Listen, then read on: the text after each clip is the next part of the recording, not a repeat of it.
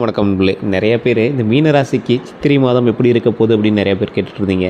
2026 தமிழ் புது வருடங்கள் பிறந்தாச்சு. ஆனால் இன்றைக்கும் விடியலை நோக்கி பிரயாணிச்சிட்டு இருக்கிறோமே, என்னைக்கு சார் நல்ல நேரம் பிறக்கும் அப்படின்னு காத்து கொண்டு இருக்கக்கூடிய இந்த மீனராசிக்கார அன்பர்களுக்கு இந்த ஆண்டு 2026 சித்திரையில் பொதுவாகவே ஒரு மாறுபட்ட ஆனாலும் முன்னேற்றம் தரக்கூடிய ஒரு வருடமாக இருக்க போகுது.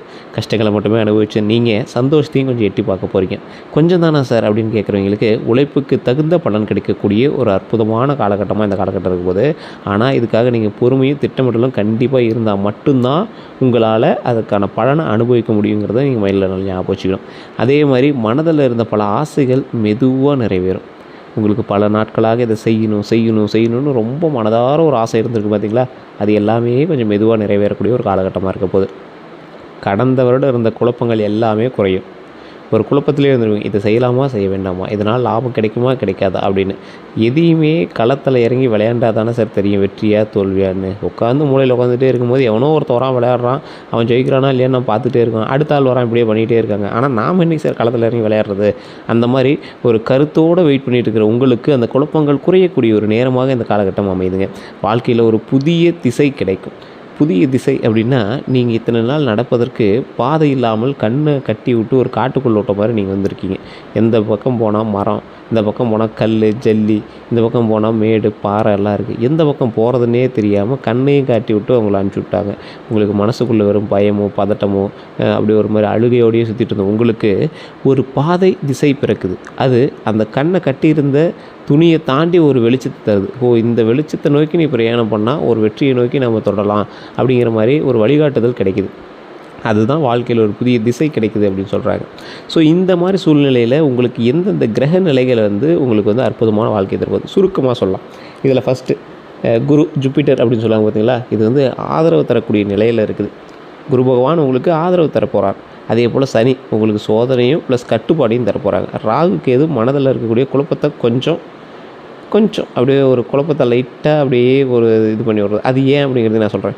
உழைத்தால் உயர்வு, அலட்சியம் செஞ்சீங்க அப்படின்னா தடை. இதுதான் இந்த வருஷம். இது சிம்பிளாக சொல்கிறது. இப்போ நான் அதை ப்ரீஃபாக சொல்கிறேன், கேட்டுக்கோங்க. இந்த குரு ஜூபிட்டர் அப்படின்னு சொல்லக்கூடிய கிரகமானது உங்களுக்கு எப்போவுமே ஒரு நல்லது செய்யணும் அப்படிங்கிறத வரும். ஆனால் குரு யாரோட சேர்றார் அப்படிங்கிறத பொறுத்தா இருக்கும். 9 குரு வந்தால் உச்சத்தில் தொடலாம். ஆனால் இந்த குரு உங்களுக்கு எந்த நிலையில் இருக்கார் அப்படிங்கிறத பொறுத்தா இருக்குது. ஆதரவு தரக்கூடிய இடத்துல குரு இருக்கார். இருந்தாலும் சனி உங்களுக்கு சோதனையும் கட்டுப்பாடுத்தையும் கொஞ்சம் கொடுப்பார். சனி பகவான் எப்போவுமே நிறைய திட்டுவாங்க. சனி கொடுத்தால் யார் தடுப்பார் அப்படிங்கிறத மைண்டில் ஞாபகம் வச்சுக்கோங்க. சனி பகவான் கொடுக்க ஆரம்பித்தார் அப்படின்னா நல்லதை அதை யாராலும் தடுக்க முடியாது. அந்தளவுக்கு நல்லது கொடுப்பார். ஆனால் சின்ன சின்ன சோதனைகளை கொடுத்து உங்களுக்கான கட்டுப்பாடை கொடுத்து நீ இவ்வளோதான்டா அப்படிங்கிறத உங்களுக்கு நிரூபித்து உங்களுக்கு சில பாடத்தை கற்பித்து அதுக்கப்புறம் தான் அவங்க கையில் கொடுப்பார். அதாவது உங்களை நீ ஜீரோடா அப்படிங்கிறத மைண்டில் புரிய வச்சுட்டு அதுக்கப்புறம் தான் கொடுப்பார். அதுதான் சனி கொடுத்தால் யார் தடுப்பார். அப்போ உங்களுக்கு சோதனையும் கட்டுப்படி சேர்த்து கொடுக்குறாரு அப்படின்னு அர்த்தம். சரி சார், இதெல்லாம் ஓகே. ராகு கேது பகவான் வர்றது அது என்ன வகையில் ஒரு இதாக இருக்கும். ராகு கேது மனசில் குழப்பத்தை கொஞ்சம் அதிகரிக்கும். இந்த ராகு கேது பகவான் அப்படிங்கிறது, ராகு கேது அப்படின்னாவே பாம்புன்னு உங்களுக்கு தெரியும். ஒரு மனுஷன் நடந்துகிட்டு இருக்கும்போது காலுக்கடியில் பாம்பு போய் ஒரு சொல்லிட்டுச்சுன்னா என்ன பண்ணுவீங்க? நீங்கள் நின்றுட்டு இருக்கிறீங்க ஒரு இடத்துல, திடீர்னு ஒரு பாம்பு காலுக்கடியில் போகுது. அப்போ நீங்கள் என்ன பண்ணுவீங்க? அது கடிக்குதோ இல்லையோ, உங்களுக்கு காலுக்கடியில் போகும்போது ஒரு பதட்டமும் பயமும் ஒரு இது வரும் பார்த்தீங்களா? அப்போ அப்படியே ஒரு குழப்பத்தில் நிற்பீங்க பார்த்தீங்களா? அந்த குழப்பம் தான் ராகு கேது உங்களுக்கு உண்டாக்குது அப்படின்னு அர்த்தம். அந்த குழப்பம் எதனால் சார் வருது அப்படின்னா, கிரக மாற்றத்தின் போது உங்களது நிலைப்பாடுகள் இல்லாமல் வேறு ஏதோ தோண வைக்கிறது, டக்குன்னு நின்ன இடத்துலேருந்தே உங்களை ஜர்க் ஆகிறது, பயப்படுத்துறது, அந்த பக்கம் இந்த பக்கம் திருப்பி சுற்ற வைக்கிறது, இந்த மாதிரி காலகட்டங்களை தரக்கூடியது தான் இந்த ராகு கேதுவினுடைய வேலை அப்படிங்கிறது மைண்டில் ஞாபகம் வச்சுக்கோங்க. உழைத்தால் உயர்வு, அலட்சியம் செஞ்சீங்க அப்படின்னா தடை. இது இந்த வருஷம் உங்களுக்கு நல்லா புரிஞ்சிடும், உங்களுக்கு புரிய வச்சிரும் அந்த கிரக நிலை. அதனால் எந்தளவுக்கு உழைக்கிறீங்களோ அந்தளவுக்கு உழைங்க. எந்தளவுக்கு கொஞ்சம் மனதைரியத்தோடு இருக்கிறீங்களோ அந்தளவுக்கு இருந்தீங்க அப்படின்னா ரொம்பவே நல்லது. சரி சார், இந்த காலகட்டத்தில் வேலை தொழில் பலன்கள்லாம் எப்படி இருக்குன்னு பார்க்கலாம். இந்த வருடம் உங்களுக்கு கேரியரில் ரொம்ப முக்கியமான ஒரு மாற்றம் தரக்கூடிய ஒரு வருடமாக இருக்கும்போது, வேலை செய்பவர்களுக்கு பதவி உயர்வு கண்டிப்பாக வாய்ப்பு இருக்குது. அது வாய்ப்பு தான் இருக்கே தவிர நிலைப்பாடாக சொல்ல முடியாது. அது தனிப்பட்ட ஜோதிடம் பார்த்தா தான் தெரிய முடியும். அதே போல் மேலாளர்களோட கவனத்துக்கு வருவீங்க. உங்கள் மேலே நீங்கள் இவன் நம்மளை பார்ப்பானா, நல்லா வேலை செய்கிறனையும் பார்க்க மாட்டேங்கிறான், திட்டிகிற ஏதாவது ஒரு எஸ்கேப் ஆகிறனையும் பார்த்துட்றானே அப்படின்னு ஒரு மனசுக்குள்ள ஒரு இது இருக்கும் பார்த்தீங்களா? அதில் மேலாளர்லாம் உங்களை கவனிக்கக்கூடிய ஒரு தருவாய்க்கு வருவீங்க. வேலை சுமை அதிகரிக்கும்.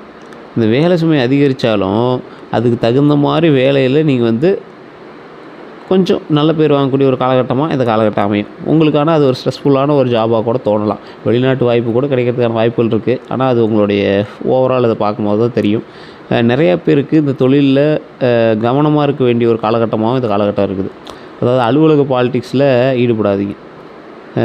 இந்த அலுவலக பாலிடிக்ஸ் அப்படிங்கிறது நீங்கள் அரசியலில் நிற்கிறீங்க, இல்லை அதில் போஸ்டிங் ஏதாவது கேட்குறீங்க, அது இல்லைங்க. உங்களுக்கு நடுவுலேயே சில பாலிடிக்ஸ் இருக்கும். ஒருத்தனை பற்றி இன்னொருத்தர் பேசுவான், அப்போ கூட நீங்கள் நின்றுட்டுருப்பீங்க. அதில் தேவையில்லாமல் உங்கள் பேரை எடுப்பாங்க. சார் உங்களை பற்றி அவன் தான் சார் சொன்னாமல் போயிடுவாங்க, நீங்கள் வேடிக்கை பார்க்க தான் போயிருப்பீங்க. ஸோ இந்த மாதிரி பாலிடிக்ஸ் நிறையாவே நடக்கும். அதே போல் ஒருத்தன் முன்னேறதுக்காக இன்னொருத்தர் மட்டம் தட்டக்கூடிய சில பாலிடிக்ஸும் நடக்கும். அதெல்லாம் நீங்கள் எங்கேயும் போய் இன்வால்வ் ஆகிடாதீங்க. அதுதான் மெயின். அதே மாதிரி யாரையும் எளிதில் நம்பாதீங்க. உங்கள் கூட இருக்கான், உங்களுக்கு தான் ஆதரவாக பேசுகிறான் அப்படிங்கிறவங்க யாரையும் நம்பாதீங்க. தொழிலில் நீங்கள் என்ன அப்படிங்கிறது மட்டும் மைண்டில் ஞாபகம் வச்சுக்கோங்க. அதே மாதிரி தொழிலில் பிஸ்னஸில் புதிய பிஸ்னஸ் ஆரம்பிக்கிறதுக்கு நல்ல காலம். புதிய பிஸ்னஸ் ஆரம்பிக்கிறவங்களாம் செகண்ட் ஹாஃப் ரொம்பவே நல்லாயிருக்கும். ஒரு எக்ஸாம்பிளுக்கு டிசம்பருக்கு மேலாம் உங்களுக்கு பயங்கரமாக இருக்கும். ஸோ அந்த மாதிரி நாட்கள்லாம் உங்களுக்கு அற்புதமாக இருக்கும். இந்த 6 மாத காலம் எப்படி செய்கிறது பண்ணுறது அப்படின்னா, கருங்காலி மாலை பயன்படுத்துது. தொழிலில் கண் திருஷ்டியிலேருந்து விலகி ஒரு தொழில் நடத்தணும்னா கருங்காலி மாலை தான். அந்த காலத்தில் வயசுக்கு வந்தவங்கலாம் பார்த்திங்கன்னா கருங்காலியால் செய்யப்பட்ட உலக்கையை நடுவில் போட்டிருப்பாங்க. எந்த ஒரு தீய சக்தி என்கிட்ட நெருங்கக்கூடாது அப்படின்னு. அதே போல் இந்த குறி சொல்கிறவங்களாம் வந்து பார்த்திங்கன்னா கையில் ஒரு குச்சி வச்சுருப்பாங்க. அந்த குச்சி வந்து எதுக்கு பயன்படும் அப்படின்னா, அவங்க வந்து மற்றவங்களோட கையை தொடவே மாட்டாங்க. குறி சொல்கிறவங்க பார்த்துருந்தீங்கன்னா தெரியும். அந்த கையை தொடாமல் அந்த குச்சை வச்சே ரேகையை பார்ப்பாங்க. ரேகையை விட ஒரு சிறந்த ஒரு ஜோதிட புத்தகம் வேறு எதுவுமே கிடையாது. எந்த புத்தகத்தில் வேணாலும் யார் வேணாலும் எப்படி வேணாலும் எழுதலாம். ஆனால் ஜோதிடத்தில் ரேகையை தவிர வேறு எதையுமே நீங்கள் வந்து கணிக்க முடியாது. அந்தளவுக்கு ஒரு கிளியர் கட்டாக இருக்கும். ஸோ அந்த மாதிரி ஜோதிடத்தை செக் பண்ணுறதுக்கும் அதை யூஸ் பண்ணியிருக்காங்க கருங்காலியை. அது மட்டும் இல்லாமல் கோவிலினுடைய கலசத்தில் பயன்படுத்தியிருப்பாங்க கருங்காலி மரத்தை. ஸோ இது மாதிரி நிறையா பேர் பயன்படுத்திக்கிறதுனால 1980க்கு மேலே 1995க்கு மேலே அந்த மரத்தை பயன்படுத்தவே கூடாது, அதை வந்து எல்லாம் வெட்டுறாங்க அப்படின்னு அரசாங்கத்தாலே தடைப்படப்பட்டது. அதற்கு முன்னாடி வெட்டி வச்சுருந்த மரத்தில் சில பேர் வந்து பார்த்திங்கன்னா இந்த கருங்காலியை வந்து செஞ்சு கொடுத்துருக்காங்க. இதில் ஒரிஜினல் கருங்காலி நிறைய பேருக்கு கிடைக்கிறதில்ல. நம்மகிட்ட ஒரு லிமிட்டட் ஸ்டாக் மட்டும் இருக்குது. இப்போ கேட்டிங்க அப்படின்னாலும் ஒரு 50 பீஸ் தான் இருக்குது. மறுபடியும் ஆர்டர் பண்ணி பழைய மரத்தை தேடி லேத் ஒர்க் பண்ணி தான் வரும். ஸோ அந்த மாதிரி லேத் ஒர்க் பண்ண சில கருங்காலி மாலைகள் நம்மகிட்ட இருக்குது. உங்களுக்கு வேணும் அப்படின்னா நீங்கள் வந்து கால் பண்ணி கேட்டு வாங்கிக்கலாம். நம்பர் வந்து அதிலே நாங்கள் மென்ஷன் பண்ணுறோம். இந்த ராசிக்காரர்களுக்கு மட்டும் இல்லை, எந்த ராசிக்காரர்களாக இருந்தாலும் சரி, தொழில் தடை, குடும்ப ரீதியான பிரச்சனைகளுக்கு இது வந்து சரியாகும். இதனால் நீங்கள் மைண்டில் ஞாபகம் வச்சுக்கோங்க. இது எந்த பூஜையும் செய்யப்பட்டது அல்ல. கருங்காலி மாலைக்கு பூஜை செய்யணுங்கிற அவசியமும் இல்லை. ஒரு எக்ஸாம்பிளுக்கு நீங்கள் அந்த வயசுக்கு வந்தவங்களாம் அந்த உலக்கையை வந்து முன்னாடி வச்சுருவாங்க, இதில் பூஜை பண்ணி வைக்கிறாங்க, தேவையில்லை. காரணம் என்ன அப்படின்னா, இயற்கையாகவே கருங்காலிக்கு அந்த சக்திகள் இருக்குது. தீய சக்தியை பக்கத்தில் அண்ட விடாத சில ஒரு வழிமுறைகள் அதில் இருக்குது. நெல் குடுவை இருக்கும். இந்த காலத்தில் தெரியுமான்னு தெரியல. நெல்லை வந்து தூக்குவாங்க. அந்த இது ஒரு எப்படி சொல்கிறது, உங்களோட புரிகிற மாதிரி சொல்லணும், ஒரு அண்டா மாதிரி இருக்கும். அந்த அண்டாவோட கைப்பிடி மாதிரி இருக்கும். அதெல்லாம் வந்து பார்த்திங்கன்னா கருங்காலியில் தான் செஞ்சுருப்பாங்க. சில பெட்டிகள், அதாவது மிகப்பெரிய லாக்கர்லாம் இப்போ சொல்கிறோம்ல, அந்த மாதிரி லாக்கர் பெட்டியோடைய கைப்பிடி எல்லாமே வந்து பார்த்திங்கன்னா கருங்காலியில் தான் செஞ்சுருப்பாங்க. பெரம்பு, கருப்புசாமி கையில் இருக்கிற பெரம்பு கருங்காலியில் தான் பண்ணியிருப்பாங்க. அது மட்டும் இல்லை, சாமியோட பல்லக்கெல்லாம் சில கோயில்களில் இன்னும் கருங்காலியில் தான் இருக்குது. இந்த மாதிரி நிறைய முக்கியமான சில எனர்ஜிஸை கொடுக்கக்கூடிய, வரவுகளை அதிகப்படுத்தக்கூடிய சில இடங்களில் இருக்கக்கூடிய பொருட்கள் எல்லாமே கருங்காலினால் செய்யப்பட்டிருப்பாங்க. காரணம், அது வந்து லாபம் ஏறிட்டே போகணும். எவனும் கையை வச்சு அதை வந்து நெகட்டிவாக மாற்றக்கூடாது அப்படிங்கிறதுக்காக. ஸோ எந்த நெகட்டிவாக இருந்தாலும் அவர்கிட்ட ஏறவே ஏறாது. அவங்க எந்த நோக்கத்தோடு வராங்க, எந்த விஷயத்துக்காக நம்மகிட்ட வராங்க அப்படிங்கிறது எல்லாத்தையுமே தெரிஞ்சு கேட்குறது அந்த கருங்காலி பயன்படுது. ஸோ இந்த கருங்காலியை நீங்கள் ட்ரை பண்ணி பாருங்கள். கீழே நான் நம்பர் கொடுத்துருக்கேன். 1500 தான் மினிமமே. ஐடியா இருக்கிறவங்க மட்டும் கால் பண்ணுங்கள். லிமிட்டட் ஸ்டாக்ஸ் தான். உங்களுக்கே ஒரு நல்ல நேரம் அமைஞ்சால் மட்டும்தான் அந்த கருங்காலியாக உங்கள் கைக்கு வரும். இப்போ நீங்கள் ஃபோன் பண்ணிங்க திடீர்னு ஸ்டாக் இல்லைன்னு கூட சொல்லிடுவாங்க. ஏன்னா அந்த கருங்காலியாக உங்கள் கைக்கு வரணும்னு நினச்சா மட்டும்தான் அந்த கருங்காலி வந்து உங்கள் கைக்கு வரும். நிறைய இடத்துல நீங்கள் தெரிவிப்பீங்க. நீங்கள் ஒன்று ஏதோ ஒரு ஃபேக்கான கருங்காலி வாங்கியிருப்பீங்க, அது கருங்காலி மாலையாகவே இருக்காது. இல்லைன்னா ஏதோ ஒரு பாலிஷ் பண்ணது பொம்மையை பிளாஸ்டிக் ஏதாவது கொடுத்துருப்பாங்க. இந்த மாதிரி அந்த கருங்காலி வந்து சிலர் கைக்கு மட்டும்தான் போகும். அதனால் அது கொஞ்சம் தெரிஞ்சுட்டே நீங்கள் வாங்க. நீங்கள் கோயிலுக்கே போனாலும் அவ்வளோ சீக்கிரம் அந்த கருங்காலியெல்லாம் நீங்கள் உங்கள் கண்ணிலே பார்க்க முடியாது, தொட்டும் பார்க்க முடியாது. அது அந்தளவுக்கு ஒரு பாசிட்டிவான ஒரு மரம். நீங்கள் எங்கே தெரிஞ்சிங்க அப்படின்னாலும் கிடைக்கிறத அரிது. ஆனால் அது வந்து ரொம்ப அப்படியே பாப்புலர் பண்ணிட்டாங்க. அது 5000 10,000 பண்ணிட்டாங்க. அந்தளவுக்குலாம் இன்னும் அதிகமாகலை. 1500 தான் ஸ்டார்டிங்கே. உங்களுக்கு வேணும் அப்படின்னா ஐட்டமும் கருங்காலி மாலை இருக்குது, நார்மலே இருக்குது, பித்தளை, செம்பு இந்த மாதிரி இதுலேயும் சேர்த்து செஞ்சு கொடுத்துருக்காங்க. உங்களுக்கு வேணும்னா கீழே இருக்கக்கூடிய நம்பருக்கு கால் பண்ணி கேட்டு தெரிஞ்சுக்கோங்க. ஐடியா இருக்கிறவங்க மட்டும் கால் பண்ணுங்கள். மறுபடியும் சும்மா அந்த ரேட்டு கேட்டுட்டு வாங்கலாமா, ஏதாவது சிஓடிலாம் எதுவும் கிடையாதுங்க. ஜிபே பண்ணிட்டு தான் நீங்கள் வந்து வாங்குற மாதிரி இருக்கும். வேணும் அப்படின்னா மட்டும் கால் பண்ணுங்கள். அதே போல் பார்ட்னர்ஷிப்பில் கவனமாக இருக்க வேண்டிய காலகட்டமாக இந்த காலகட்டம் உங்களுக்கு இருக்குதுங்க. பார்ட்னர்ஷிப்பில் தயவு செஞ்சு கொஞ்சம் எச்சரிக்கையாகவே இருங்க. பழைய முதலீடுகள் லாபம் தர ஆரம்பிக்க போகுது. ஸோ அதனால் அதுக்கு ஏற்ற மாதிரி சில விஷயங்கள் என்னென்ன பண்ணுவோம் பண்ண ஆரம்பிங்க. பணவரவு, நிதி நிலைமை, வருமானம் இதெல்லாம் வந்து பார்த்திங்கன்னா மெதுவாக உயரக்கூடிய ஒரு காலகட்டம். அப்படியே பொறுமையாக ஏறும். அதுக்குன்னு ரொம்பவே நீங்கள் வந்து அப்செட் ஆகிடாதீங்க. கொஞ்சம் பொறுமையாக தான் ஏறும். ஸ்டார்டிங்கெல்லாம் நீங்கள் வந்து எதிர்பார்த்த வருமானத்தோட ரொம்ப டவுனாக தான் இருக்கும். அதுக்கப்புறம் அப்படியே கொஞ்சம் கொஞ்சமாக ஏற ஆரம்பிக்கும். இந்த மே 5லேருந்து மே 26/5/2026 இதிலேருந்து பார்த்தீங்கன்னா உங்களுக்கு இன்னும் கொஞ்சம் அதிக பீக் அப்படியே ஆரம்பிக்கும். குருவோட பயிற்சி இருக்குது. ஸோ அதிலேருந்து அப்படியே இன்னும் கொஞ்சம் மேலே ஏற வர ஆரம்பிக்கும். இதில் நல்ல விஷயம் என்ன அப்படின்னா, வீட்டுக்கான சேமிப்பு இதெல்லாம் வந்து உங்களுக்கு நல்லாயிருக்கும். அன்எக்ஸ்பெக்டட் எக்ஸ்பென்ஸ் கொஞ்சம் இருக்கும். நீங்கள் நினச்சி பார்க்காத அளவுக்கு கொஞ்சம் அன்எக்ஸ்பெக்டடாக கொஞ்சம் அதிகமாக அமௌண்ட் வந்து செலுத்துவீங்க. சேமிப்பு கொஞ்சம் முக்கியம். அதனால் அது மைண்டில் நல்லா ஞாபகம் வச்சுக்கோங்க. நல்ல விஷயம் என்ன அப்படின்னா, வீட்டுக்கான சேமிப்பு, நிலம் வாங்குறது, நிலம் வாங்கக்கூடிய யோசனை வரும். ஸோ பழைய கடன் வந்து கண்டிப்பாக குறையும். இந்த காலகட்டத்தில் பழைய கடன் குறையக்கூடிய ஒரு காலகட்டமாக அமையுது. எதை தவிர்க்கணும்? அன்னெசரியாக லக்ஸுரி எக்ஸ்பென்சஸ்லாம் பண்ணுவீங்க. சார் காருக்கு நல்லா தான் இருக்குது, இருந்தாலும் முன்னாடி அந்த ஸ்டைலாக அதை வச்சா நல்லாயிருக்கும். கார் லைட்டாக ஸ்க்ராட்ச் ஆகிருக்கு, இன்னொரு பாலிஷ் போட்டு பெயிண்ட் அடித்தா நல்லாயிருக்கும். சார் அந்த பிரேஸ்லெட் மாதிரி நல்லாயிருக்கு, அது கொஞ்சம் வாங்கினா நல்லாயிருக்கு. அது நீங்கள் கோல்டில் வாங்கினா இன்வெஸ்ட்மெண்ட் தான், அது ஒரு ஸ்டைலாக இருக்குது, அது மாதிரி வாங்கணும். சார் ஐஃபோன் 17 வந்துருச்சு, நான் அப்படியே அப்டேட் பண்ணலான்னு இருக்கேன். சார் லேப்டாப் அடுத்து அப்டேட் பண்ணலான்னு இருக்கேன். அது என்ன யூஸ்லாம் உங்களுக்கு தெரியாது. அது நார்மலாக நீங்கள் எதுக்குமே பெருசாலாம் பெரிய இதுக்கெலாம் யூஸ் பண்ண முடியும், கெத்துக்காக யூஸ் பண்ணிங்க. அந்த மாதிரி அன்னெசரி லக்ஸுரி எக்ஸ்பென்சஸை தவிர்க்கிறது ரொம்ப ரொம்ப நல்லது இந்த டைமில். நண்பர்களுக்கு பெரிய அளவில் பணம் வந்து கடன் கொடுக்காதீங்க. இந்த டைம் தேவையில்லாமல் நட்புகளும் சண்டையை ஏற்படுத்துவீங்க. தேவையில்லாமல் அதிக வருமானத்தையும் நீங்கள் வந்து ஈட்டுறதுக்கான தடைகளை அது ஏற்படுத்துது. ஸோ அதனால் நட்புக்குள்ளே பெரிய அளவில் கடன் கொடுக்காதீங்க. காதல், குடும்பம் இந்த மாதிரி விஷயங்களில் திருமணம் ஆனவர்கள் வந்து பார்த்திங்கன்னா ஆரம்பத்தில் சிறிய கருத்து வேறுபாடு உண்டு, பின்னர் நல்ல புரிதலும் இருக்குது. ஆரம்பத்தில் சிறிய கருத்து வேறுபாடு தான், பின்னாடி நல்ல கருத்து புரிதலும் இருக்குது. அதே போல் குடும்பத்தில் அமைதி திரும்பக்கூடிய ஒரு காலகட்டமாக அமையுது. ஆரம்பத்தில் சிறிய கருத்து வேறுபாடு, பின்னர் நல்ல புரிதல், குடும்பத்தில் அமைதியும் திரும்ப போது. இந்த காலகட்டத்தில் கொஞ்சம் கவனமாகவும் நிதானமாகவும் இருந்தீங்க அப்படின்னா ரொம்பவே நல்லது. காதல் விஷயத்தில் ரிலேஷன்ஷிப் சீரியஸாக மாறும். திருமணமாகிற வாய்ப்பு அதிகமாகவே இருக்குது. கவனமாக இருக்க வேண்டிய சில விஷயம் அப்படின்னு பார்த்திங்கன்னா, ஈகோவை அவாய்ட் பண்ணுங்கள். கம்யூனிகேஷன் ரொம்ப முக்கியம். அதனால் அடிக்கடி பேச்சுவார்த்தையிலே இருங்க.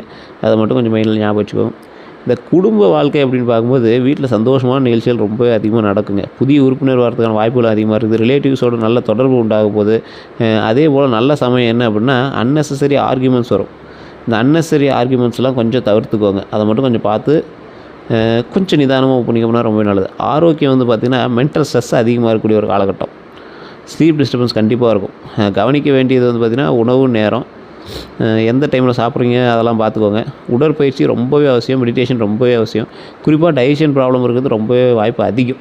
உடல் சம்மந்தப்பட்ட விஷயங்களில் கொஞ்சம் ஜாக்கிரதையாக இருக்கணுங்கிறதுனால டைஜஷன் வாய்ப்பு கொஞ்சம் அதிகம். தலைவலி, ஆன்சைட்டி இந்த மாதிரி ஏதாவது ஸ்ட்ரெஸ் இருக்கிறதுலாம் கொஞ்சம் நிதானமாக பண்ணிங்க அப்படின்னா ரொம்பவே நல்லதுங்க. கல்வி மாணவர்களுக்கு எப்படி இருக்க போகுது அப்படின்னா, கான்சன்ட்ரேஷன் ஆரம்பத்திலே குறையும். அதை வச்சு நீங்கள் வந்து அப்செட் ஆகிடாதீங்க. புதுசாக ஒரு இடத்துக்கு ஸ்கூலுக்கு சேர்த்திருப்பாங்க, புது காலேஜில் ஜாயின் பண்ணியிருப்பீங்க. அப்புறம் அப்படியே கொஞ்சம் கொஞ்சமாக இம்ப்ரூவ் ஆக ஆரம்பிக்கும்.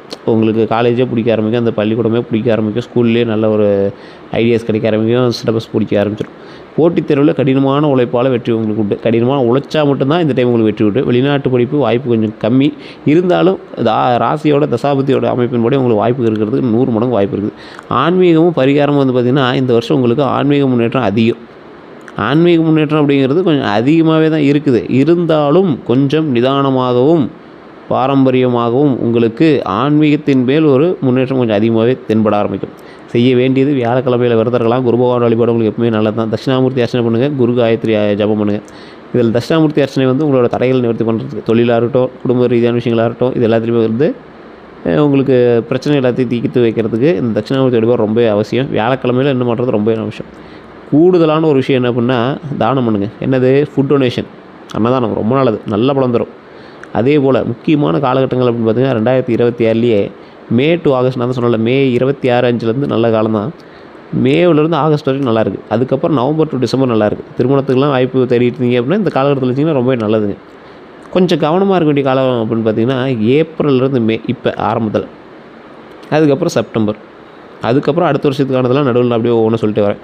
நீங்கள் நிறைய பேர் ஃபாலோ பண்ண பார்த்துருக்கீங்க. ஃபாலோ பண்ணிட்டு பாருங்கள். அப்போ தான் உங்களுக்கு வந்து எதுவுமே நான் வந்து சொல்ல முடியும். அடுத்து நீங்கள் என்ன பண்ணணும் அப்படிங்கிறத வந்து நான் தெளிவாக சொல்ல முடியும். மொத்த பலனை பார்க்கும்போது வாழ்க்கையில் முன்னேற்றம் கண்டிப்பாக உண்டு. இந்த டைமு உழைப்புக்கு பலன் கண்டிப்பாக உண்டு. பணம் வரும், சேமிக்கணும். அதை மட்டும் ஞாபகம் வச்சுக்கோங்க. பணம் வரதெல்லாம் வரும், ஆனால் அது உங்களால் சேமிக்கணும்னு நினச்சிங்கன்னா நீங்கள் தான் அப்படியே பெரிய இது பண்ணுவீங்க. உறவுகள் வந்து சீராகக்கூடிய ஒரு காலகட்டம். மன அமைதி கொஞ்சம் குறையும். அதை நீங்கள் தான் பேலன்ஸ் செய்யணும். இந்த வருஷத்தில் மந்திரம், உங்களுக்கு பொறுமை ப்ளஸ் திட்டமிடல் இருந்துச்சு அப்படின்னா கண்டிப்பாக வெற்றி. இதை மட்டும் மைண்டில் நல்லா ஞாபகம் வச்சுக்கோங்க. வேறு எந்த கருத்துக்களாக இருந்தாலும் தயவு செய்து நீங்கள் வந்து கமெண்ட் செக்ஷனில் பதிவிடுங்க. நிறைய பேருக்கு இது புரியும் புரியல அதெல்லாம் வேறு. நான் சொன்னது உங்களுக்கு செட் ஆச்சா அப்படியா இல்லையான்னு மறக்காம கமெண்ட் செக்ஷனில் பதிவிடுங்க. உங்களுக்கு வந்து மெயினான ஒரு விஷயம், அதாவது கடவுள் வழிபடும்போது நார்மலாக நீங்கள் அம்மன் சிவபெருமான் இந்த மாதிரிலாம் வழிபடுறீங்கள, அப்படி வழிபடும்போது மனித உடலும் மிருகத்தலையும் அல்லது மிருகத்தலையும் மனித உடலும் இப்படி ஏதோ ஒரு மாறுபட்ட செயல்களோடு இருக்கக்கூடிய சிலைகளை வழிபட்டீங்க அப்படின்னா ரொம்ப ரொம்ப ரொம்ப ரொம்ப நல்லதுங்க. அது வந்து உங்களுக்கு இன்னுமே ஒரு அரிய வாய்ப்பாக அமையும். நீங்கள் வெற்றி பெறுவது ஒரு அரிய வாய்ப்பாக அமையும். இந்த கருங்காலி மலை வேணுங்கிறீங்க, இந்த நம்பருக்கு ஃபோன் பண்ணுங்கள். வேறு எந்த கருத்துக்களாக இருந்தாலும் நீங்கள் வந்து பேசிக்கலாம். ஜோதிட ரீதியான விஷயங்கள் இப்போ யாரும் சொல்லலை.